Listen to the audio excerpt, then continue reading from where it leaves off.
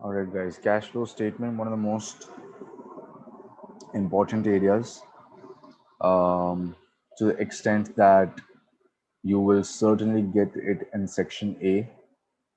You might get it in section B and section C as well. Okay. You will not be asked.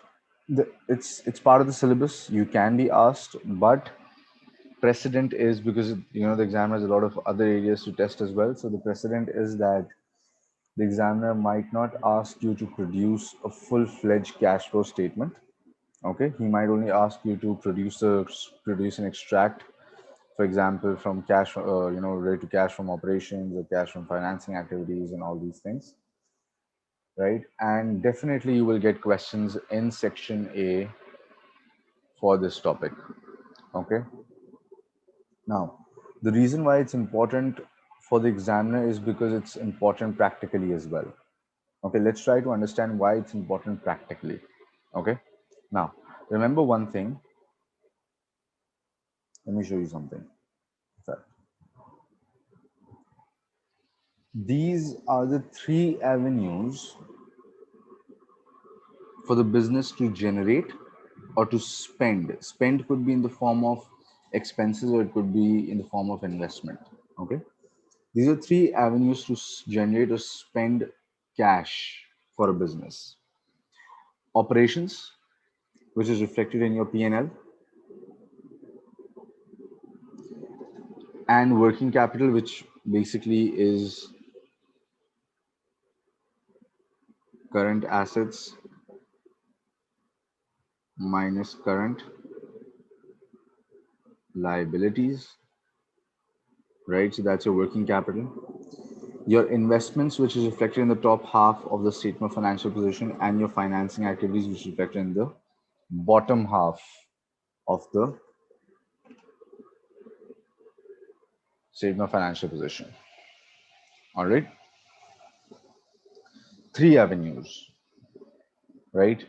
Now, obviously, when as an investor, when as a shareholder, I look at the financial statements, the first thing that I'm concerned about is EPS, earnings per share, or the profit. Yes, this is what I'm concerned about. Okay. But then you know what? A lot of I've literally seen people studying the financial statements, and I don't know what their concern or what items are material to them. Okay. But I feel the next figure that you should look at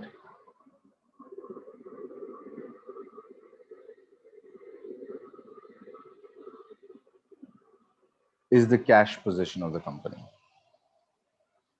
Can anyone explain why the cash position of the company is so important? I'm just talking about the position right now. I'm not talking about how it was generated and all these things. I'm just talking about the position. Because Hmm. they could be forced into liquidation by their like the people that they have borrowed money from, and the business could cease to exist. Whereas if they don't have profit, that's still fine. All right, so you're saying that having a profit but not having enough cash could force them into liquidation, right? Yeah. Which would reflect that the profit is just because profit is on accruals basis, it's all notional income, it's not actual income, and the actual income which is in cash is probably negative or the money is owed to people around, and that would ultimately or that would could basically lead them into liquidation, right? That's what you're saying. Right. Makes Yeah. perfect sense. Makes perfect sense. Okay. But but let me tell you something. She has assumed the worst case scenario, which every investor, every shareholder will assume or will consider at the back of his mind. Okay, that's perfectly fine. There's nothing wrong with it. You have to be prudent. Okay, you have to be prudent. A more closer proximity to why I would look at the cash position right after assessing the profit is because I would want to know. how much of my profit is being converted into cash? How much of my profit is just the profit of my company is a notional income. It's not an actual. Can you pay your suppliers a chunk of profit? Have you heard any company saying that we paid our suppliers in profit? Have you heard any company saying we have invested our profits into into another company when we are buying the shares? No. All the thing you do is you either pay cash or you make a promise to pay cash in the future. Okay? You either pay cash or you make a promise to pay cash. Or if you remember IS 32 financial instruments, we studied definition of financial assets. You make a commitment to deliver a financial asset to a counterparty, another financial asset, probably not cash or a commitment to pay cash. Okay. The point is this, let me tell you something. This runs your business. Okay. Your cash, I'm not talking about right now, I'm not talking about where the cash is coming from. I'll come to that in a bit. But your cash runs your business. Okay. Ultimately, how, yeah, or in whatever way you have deployed that cash, in whatever way you've deployed that cash, deployment means investment. Okay. It could be into working capital, it could be into long-term capital, it could be into, various different avenues. Okay. However you've deployed that cash, the performance is reflected over here. The performance of that investment is reflected over here. Okay. A lot of people take it vice versa, which is wrong. What did I just say? Deployment of cash, the profit itself is a resultant of the deployment of cash. If you don't have cash, what will you deploy? And if you have nothing to deploy, how will you earn profit? Okay. So the point is that generating profit is totally dependent on having enough cash. And not just profit, saving you as a business. If you want to save your business in times of, let's say, when you're incurring high losses and having no cash, I cannot even tell you how toxic that is. Okay. A lot of businesses fail because they do have cash, but that cash has been committed to some party. That means they're probably over trading. They have a lot of payables. That means they do have cash right now. They're withholding cash, but that cash belongs to the suppliers. That cash belongs to the lenders. That cash belongs to the bond holders. That cash belongs to the loan note holders. That cash is withheld because the tax payments are after a year. This, I'm not talking about this cash because this cash cannot be deployed anywhere. It's like you're just holding it, but it cannot do anything for your business except for settle off your obligations. That's all. Point is, when you deployed that cash, when you committed that cash, when you were taking credit from the supplier, that means you are committing that cash, right? Future, that's a future. Basically, the settlement will be in the future, but you're committing it right now, right? So let's say an X amount, let's say $100 of credit I take from the supplier. Now that $100 will be paid after 3 months, for example, okay, to the supplier. Point is, have you generated enough from this $100? Because obviously you won't pay back, you have taken credit in terms of inventory, right? You won't pay back in terms of inventory, you'll pay back in terms of cash. You need to convert this inventory into cash and a profit on it within 3 months. Otherwise, you'll have to pay back the supplier from your own pockets. This is a very simple example. Does it make sense?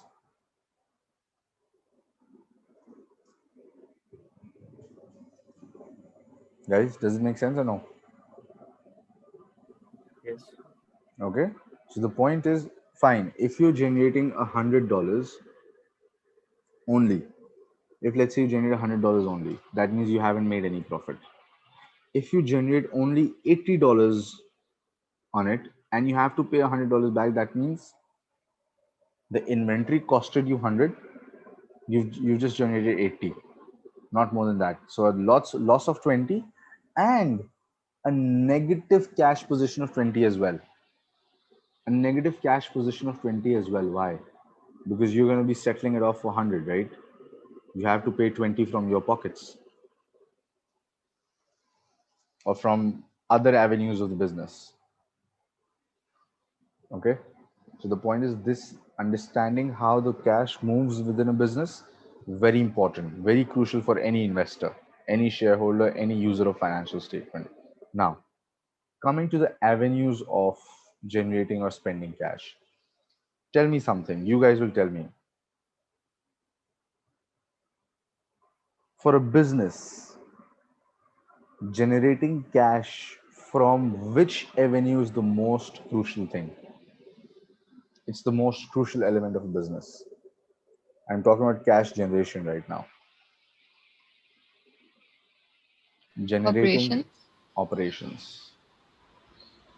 Because if you are in a cash positive position from operations, that means you're self sufficient. Okay. You're standing on your own 2 feet. Okay. And you can walk on your own. You don't need financiers. You don't need external help. You don't need more equity. You don't need more loan. Okay. So this avenue is the most crucial one. For spending, for spending, you can consider spending as investments and um, you know um, incurring expenses, daily expenses, monthly expenses, yearly expenses. Which avenue is the most important? Is the most crucial?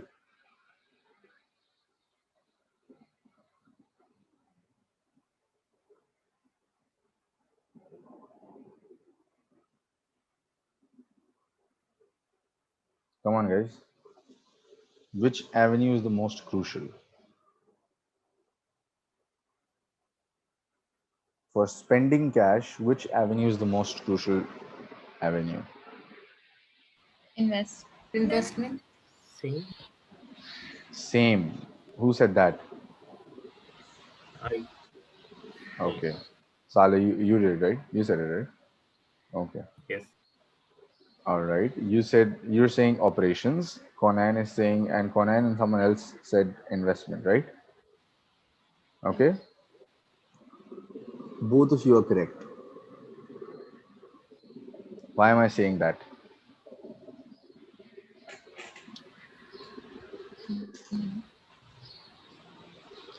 It depends. It depends on what? It depends whether your business is capital intensive. You guys know this term? Or labor intensive.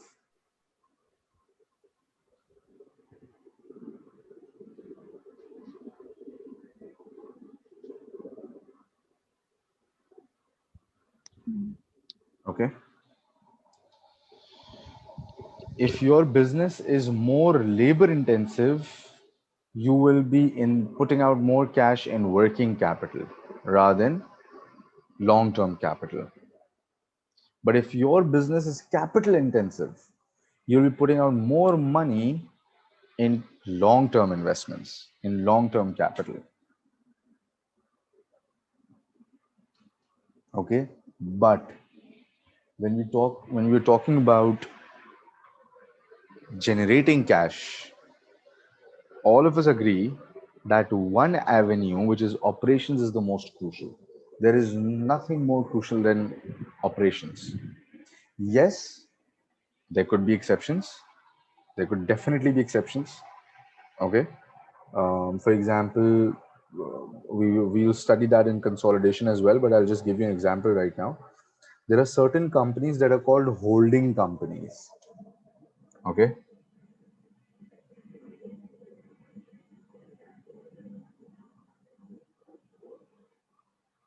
And these holding companies, basically their only business, they don't have any trading or manufacturing concerns. Their only business is to make investments. All right. So they have different investments.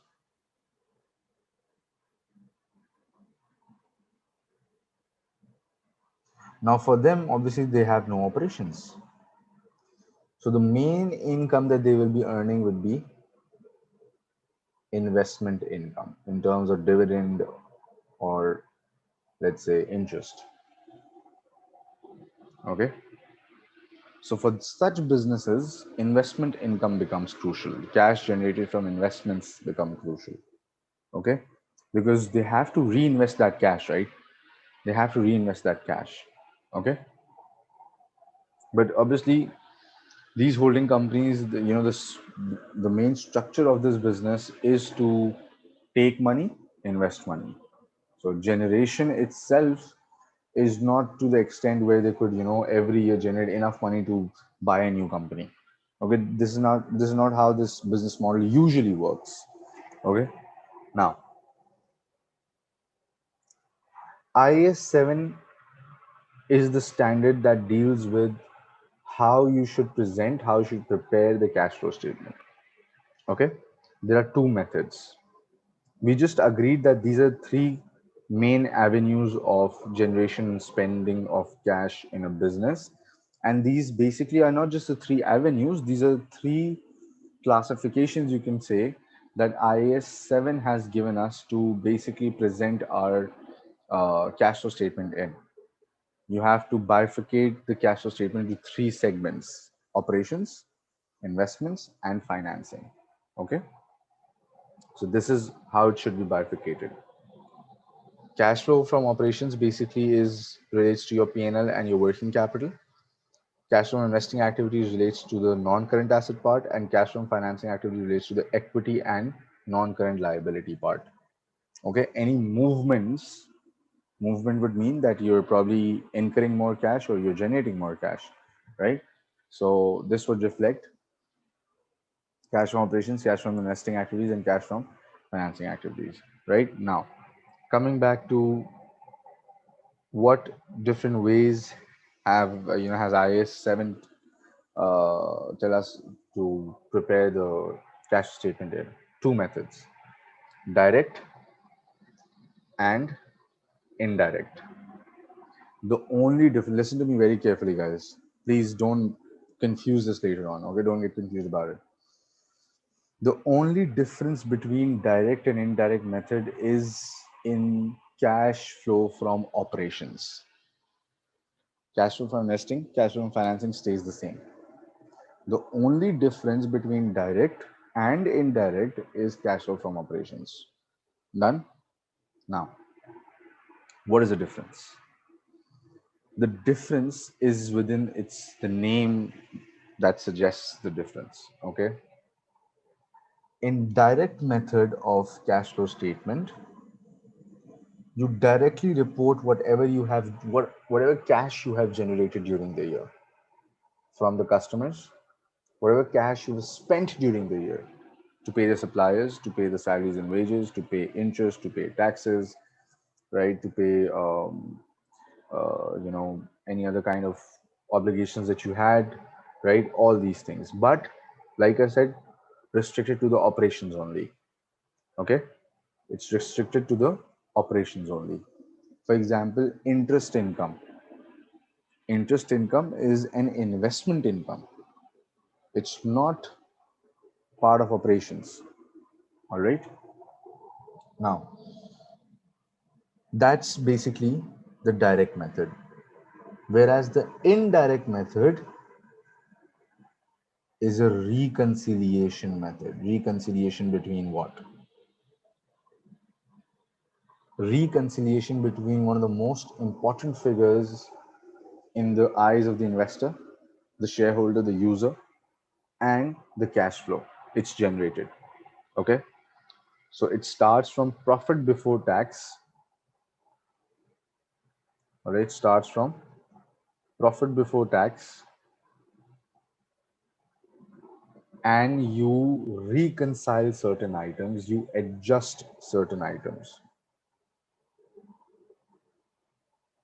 Okay, these items are non-cash expenses and non-cash income. Profit before tax is prepared using the accruals basis. Okay, profit before tax is prepared, it's coming from the income statement, right? The statement of comprehensive income. So that's prepared based on accruals basis. And accruals basis say that you have to look at the event rather than income and basically outgoing of cash, right? What do we reconcile for? All non-cash expenses are to be added back because they weren't actually a cash outflow. So why should they reduce the profit when they were not even an actual cash outflow? Why should they reduce the profit? So basically what we're doing over here is we're converting the accounting profit into a cash profit or a loss, depending on the situation. Okay.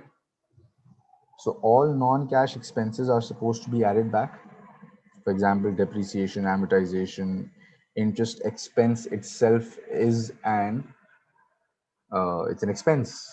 It's not necessary that the amount of expense you've charged to the P&L is the same amount you've paid. Remember IFRS 9, IS 32, in which we basically look at the amortization table, right? Loss on disposal is also a non-cash expense, needs to be added back. Okay. Similarly, all non-cash income, logically speaking, should be deducted. Why? Because non-cash income was just notional income. There's nothing coming in. There's no cash incoming, right? So this will be deducted, deducted, deducted, and there is a possibility that investment income could actually be the amount of cash that the business is receiving. But the point is, it's a matter of classification as well, right? Because investment income is not part of operations. So you need to reclassify, you need to deduct it from here and then add it back in cash flow from one investing activity. Ultimately, the effect will be zero. Minus and plus effect will be zero, right? But the point is that this is a matter of classification now. When you need to bifurcate between operations, investments, and financing, you need to make sure that you have classified it correctly so that correct figures come out in front of the shareholders. They know exactly how much is the operations generating. They know exactly how much is the investing and financing activities generating. Okay.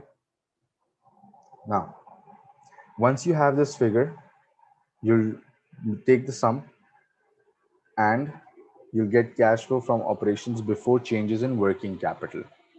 Obviously, from this moment onwards, right? Again, it's still part of operations. So over here, changes in working capital, and over here, in direct method, okay? Since you're considering paying to suppliers, this will also consider any increase in balances towards the suppliers, that is payables, okay? Since you're just considering cash received from customers, this would also consider the increase or decrease in your receivable balance, not just directly whatever cash you receive, but it will also consider the increase or decrease in receivables balance. Okay, so that is why it's called the direct method. Now, from this point onwards, what you have to do is you have to see whether you have to basically compare the current balance with the last year balance. Okay, let's try to take an example. Over here, for example, current year outstanding inventory is 60. Last year outstanding inventory was 55. Question is, why does it show a negative 5 element. Why does it show a negative impact on cash?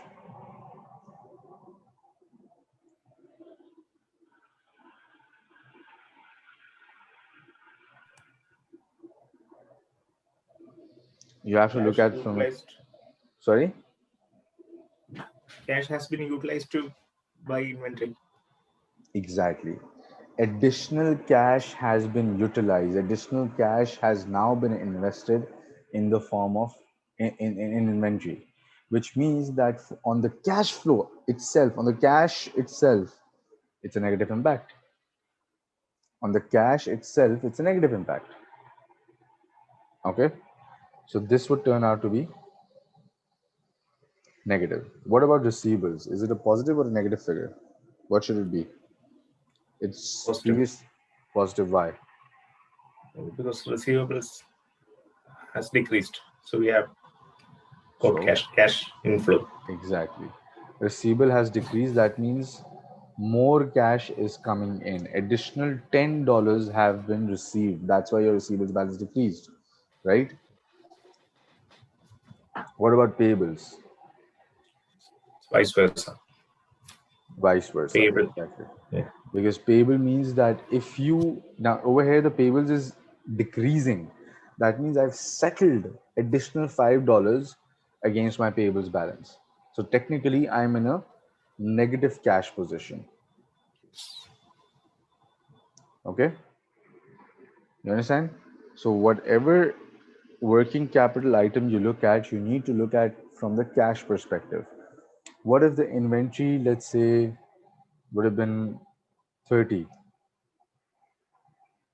Going from 55 of inventory to 30, that means you've realized now your inventory position has fallen over the period of time. That means you've realized more inventory in cash, you have generated cash out of this inventory. Okay, similarly, let's say if your receivable would have increased to 65. Previously your customers owed you 50, now they owe you $15 more, so more cash, additional $15 is stuck with the customers. So you're in a negative $15 position, right? And for example, over here, it let's say increase to 75.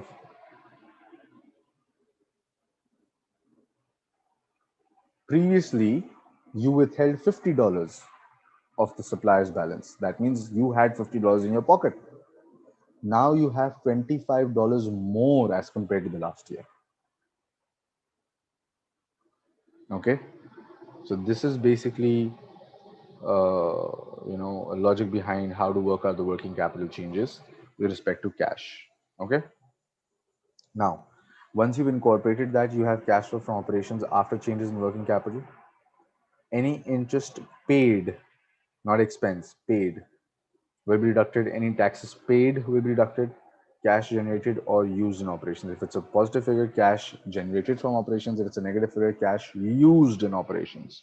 Okay, and then you simply have cash flow for investing and cash flow from financing activities. Like I told you, this relates to movement in non-current assets, and this relates to movement in equity and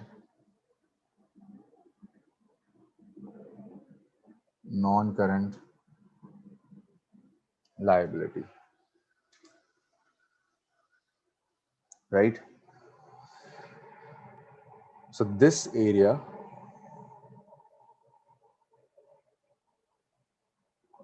is the same between the direct and indirect method.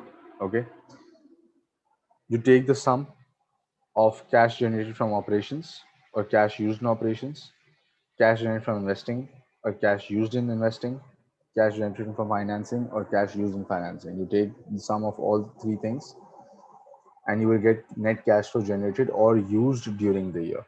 If it's negative, used. If it's positive, generated. Whatever cash and cash equivalent you had at the start of the year. What's cash? We know what cash is. What's cash equivalent? Any instrument that is readily convertible to cash. Okay, that's called cash equivalent. For example, short-term investments could be treated as cash equivalent. Okay, investment in treasury bills could be treated as cash equivalent if they're readily convertible to cash. Okay. And you will finally get closing cash and cash equivalent. This amount should be the same. It should be the same, no difference, as the cash and bank and cash equivalent reported in SOFP. All right, as at whatever the reporting period is, 31st Amazon 21, for example.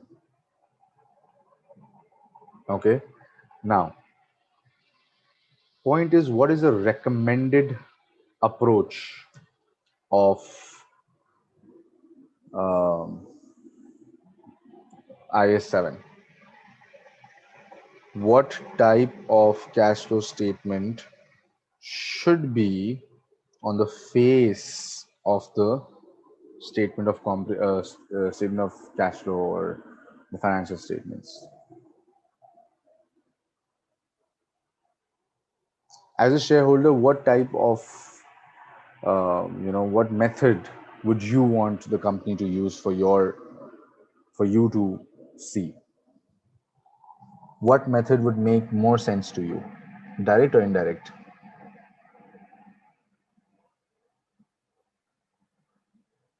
Come on, guys.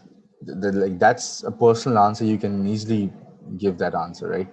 It's your personal preference. There's nothing related to the stand I've asked. What would your personal preference be? Direct method or indirect method? On the face of the face, both are reported. Okay, both are reported. The direct method and the indirect method, both are reported. But what do you want on the face of the financial statements?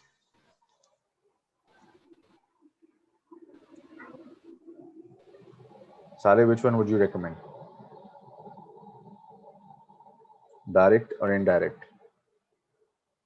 Conan, what about you?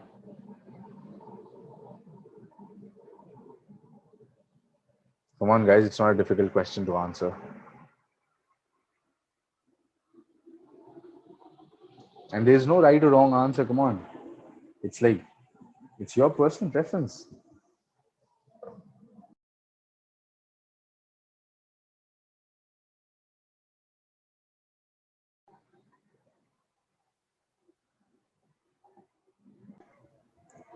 All right, I didn't catch your answers. What was it? So what's your answer now? Direct or indirect? Direct. Direct. Okay. Conan, what about you? Alia? Preetham, what about I you? prefer indirect. Okay, I guess you Indirect. want to indirect. Okay. Salih, what's the reason for looking at the direct method of cash flow? Why would you want direct method of cash flow? What's your reason for this preference? Because it will be simple, easy to understand. It will be easy to understand. Okay. But how would you know, or how would you basically, figure out what the figures that they've been using? No, we are preparing both of them, right? Yeah, we're You just preparing both asked. of them. But what do Yeah. you want on the face? Face is something that every shareholder looks at. It's Yeah. something that every shareholder looks at. That's the face, right? Yes. So you would want direct. All right. Guys, Conan and Alia, why would you want indirect? There has to be a reason.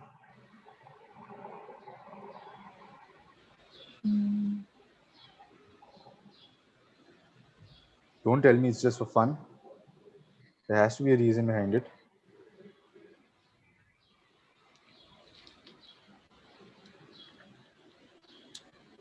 Okay, I have the same choice, indirect. Okay, why? I'll tell you. The reason why I would want an indirect statement of cash flows on the face is because I want to see the reconciliation For me, the most important thing is this reconciliation part, because all the things are the same, right? What I'm concerned about is reconciliation. How much profit converts into cash? That can only be reflected in the indirect method of cash flows. Okay, cannot be reflected in the direct method. You understand? That's why Yes. my preference would be indirect method. Does the company, any company reports direct method? Yes, they do. They report it elsewhere in the annual report, but IAS 7 recommends that you use the indirect method of cash flow statement. You understand? Guys, do you understand this? Yes. Yes. All right, great. Now, let's do some kit questions from section A and section B.